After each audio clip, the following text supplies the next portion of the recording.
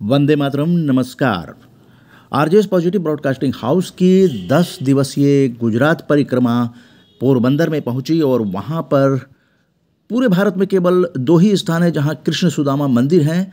तो पोरबंदर पहुंचकर कृष्ण सुदामा की मित्रता के दर्शन हुए। मित्रता को समर्पित इन मंदिरों में से एक गुजरात के पोरबंदर में और दूसरा मध्य प्रदेश के उज्जैन के पास नारायण धाम में है। दोनों ही स्थानों पर अब इस तरह से विकसित किया जा रहा है कि लोग यहाँ आकर दोस्ती की मिसाल के अर्थ को समझें।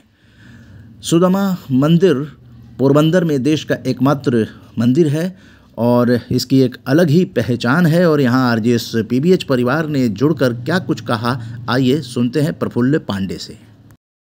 जय हिंद, जय भारत, जय श्री कृष्णा, जय द्वारकाधीश, जय सोमनाथ महाराज, जय सुदामा जी महाराज। इस समय आरजेएस पॉजिटिव मीडिया की टीम द्वारकाधीश के दर्शन करके इस समय सुदामापुरी में सुदामा जी के जहाँ पे मंदिर है सुदामापुरी में है।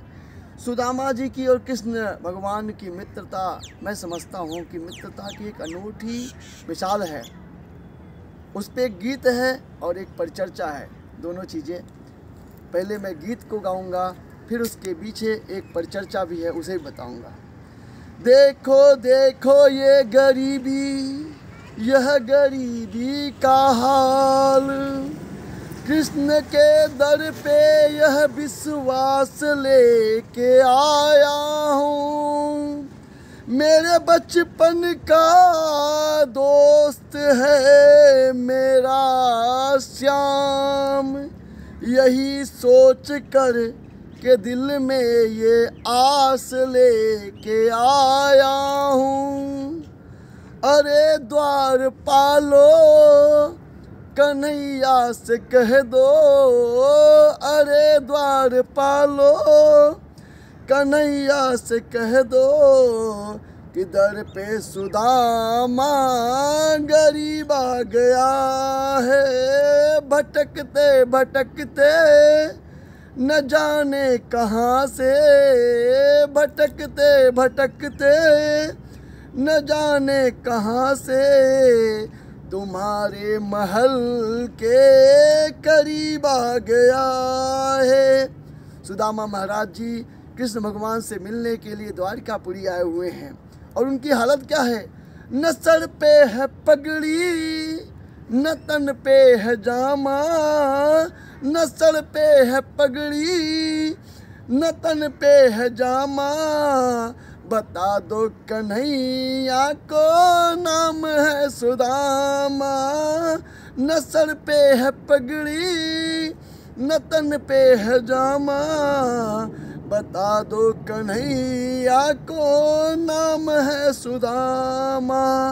कि एक बार मोहन से जा कर के कह दो, कि एक बार मोहन से जा कर के कह दो, मिलने सका बद नसीब आ गया है।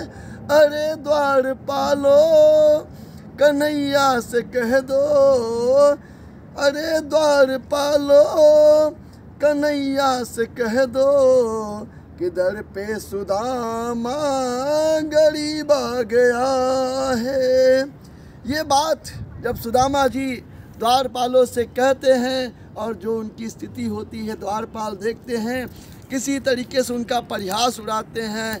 पर चूँकि वो कहते हैं कि हमारे बचपन के बाल सखा मित्र हैं द्वारकाधीश श्री कृष्ण भगवान, तो एक उनके मन में जो संकोच होता है, परिहास बस ही जा कर के प्रभु श्री कृष्ण को बताते हैं। और कृष्ण भगवान जब सुनते हैं तो क्या स्थिति बनती है।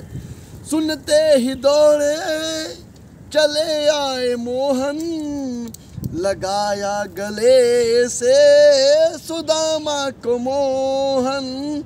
कि सुनते ही दौड़े चले आए मोहन, लगाया गले से सुदामा को मोहन। हुआ रुक्मणी को बहुत ही अचंभा, यह मेहमान कैसा अजीब आ गया है। अरे द्वार पालो कन्हैया से कह दो कि दर पे सुदामा गरीब आ गया है। प्रभु जब मिलते हैं और ये बाल सखा दोनों मित्रता की अनूठी मिसाल द्वारकाधीश श्री कृष्ण भगवान और सुदामा महाराज। और फिर क्या वृत्तांत होता है, और जब उनको ले आते हैं आसन पे बैठाते हैं, अपने आसन पे जिसमें स्वयं श्री कृष्ण द्वारकाधीश भगवान बैठते हैं, उनका पैर जो होता है वो उसे धुलते हैं, मेहमान नवाजी करते हैं। और उस समय बनता क्या है,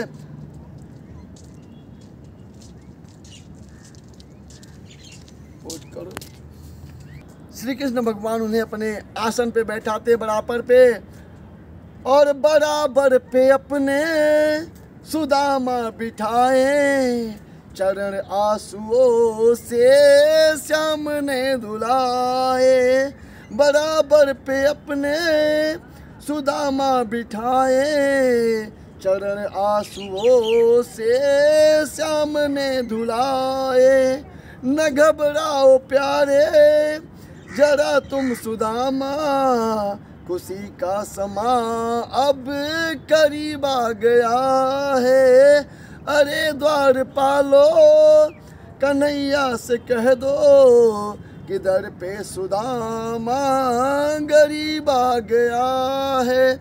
मित्रता की सबसे अनूठी और सबसे बड़ी मिसाल द्वारकाधीश श्री कृष्ण भगवान और सुदामा जी की मित्रता। अब इस पे जो वृत्तांत था उसके बारे में बताता हूँ। सभी ने सुना है सुदामा जी को दीन गरीब, लेकिन इसके पहले का वृत्तांत, संदीपनी मुनि के आश्रम में जब श्री कृष्ण भगवान द्वारकाधीश जी और सुदामा महाराज जी शिक्षण करते थे, उस समय का वृत्तांत है। एक ब्राह्मणी थी जो कि अपने लिए भोजन के लिए थोड़ा सा चावल पोटली में रख करके वो अपने घर से बाहर गई थी। उसी समय चोर आते हैं, पोटली को देखते हैं, सोचते हैं धन से रखी हुई कोई पोटली है, उसे चुराते हैं। ब्राह्मणी चिल्लाती है चोर चोर चोर, तो चोर भागते हैं, उनके पीछे गांव वाले लगते हैं। चोर अपने आप को बचाने के लिए संदीपनी मुनि जी के आश्रम में छिप जाते हैं। उधर जो गुरु माता होती हैं वो भी जग जाती हैं। जब गुरु माता आती हैं, उनकी आहट सुनती हैं, तो चोर वो जो पोटली थी वहीं पर छोड़ के चले जाते हैं। सुबह होती है, श्री कृष्ण भगवान और सुदामा जी, उनका दिनचर्या होती थी घास काटने के लिए जंगल में जाते थे। जंगल में जब वो दोनों को जाने को होते हैं तो गुरु माता उनको खाने के लिए जो पोटली रखी होती है वही पोटली दे देती है। सुदामा महाराज कृष्ण भगवान उस पोटली को लेके जाते हैं। जब सुदामा महाराज जी उस पोटली को देखते हैं, उसके पहले क्या होता है कि जो वो ब्राह्मणी होती है वो श्राप देती है कि जिसने भी उस चुराया हुआ है उस पोटली को दरिद्र हो जावे, दीन हो जावे, ऐसा वो श्रापित चना। जैसे ही सुदामा महाराज उसे देखते हैं, उसे देखने के बाद उन्हें आभास हो जाता है कि अगर ये चना गलती से भी भगवान ने खा लिया तो भगवान दीन हो जाएंगे, अगर भगवान दीन हो जाएंगे तो जगत का कल्याण कैसे होगा। इसलिए दोस्ती की सबसे बड़ी मिसाल मैं कहूँगा कि वो चना उन्होंने स्वयं खाया, भगवान को दीन होने नहीं दिया। ऐसी दोस्ती की मिसाल द्वारकाधीश भगवान श्री कृष्ण और सुदामा महाराज की है। अगर मैं कहूँ कि मित्रता की कोई अच्छी सी मिसाल है तो श्री कृष्ण भगवान के जो बचपन में हुआ था और बाद का वृत्तांत है। इस सारी घटना में जब भी उनका जब विवाह होता है सुशीला देवी जी से होता है, बात आती है तो कभी कभी वो बताते हैं कि द्वारकाधीश महाराज तुम्हारे मित्र हैं। पत्नी सुशीला कहती है जब आपके मित्र ही राजा हैं तो उनके पास जाओ, धन लो, क्यों हम ऐसे दीनहीन स्थिति में जी रहे हैं। लेकिन वो ब्राह्मण का कार्य था कि ज्ञान को लेना और समाज को ज्ञान को देना। वो व्यवसाय नहीं करते थे और शायद उस समय 7 घर से भिक्षा मिलती थी, और अगर वो 7 घर में नहीं मिली तो 8वें घर वो भूखे रह जाते थे, लेकिन वो 7 घर से ही मांगने का ऐसा होता था।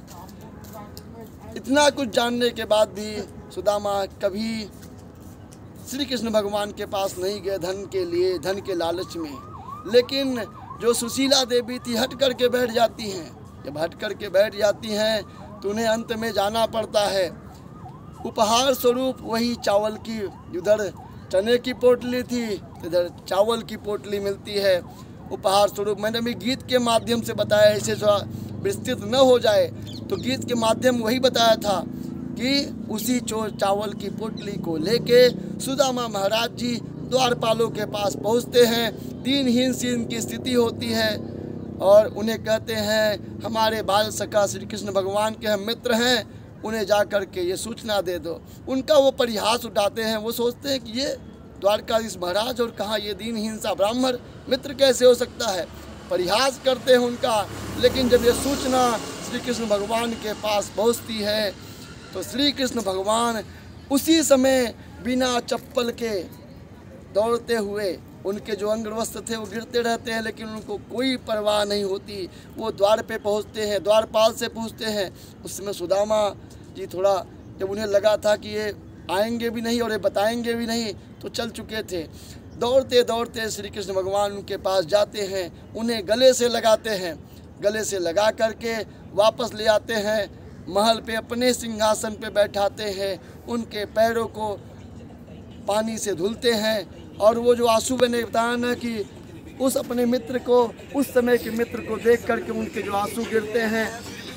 सारी व्यवस्थाएं ऐसे होती हैं, उन्हें मेहमान की तरह जब वो आसन पे बैठाते हैं तो पूछते हैं श्री कृष्ण भगवान, सुदामा जी महाराज मेरे मित्र, मेरी भाभी ने मेरे लिए क्या भेजा है, कुछ तो भेजा है।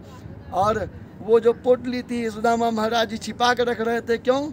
क्योंकि कहाँ द्वारकाधीश महाराज और कहाँ उनके लिए चावल की पोटली, वो भी 3 मुट्ठी।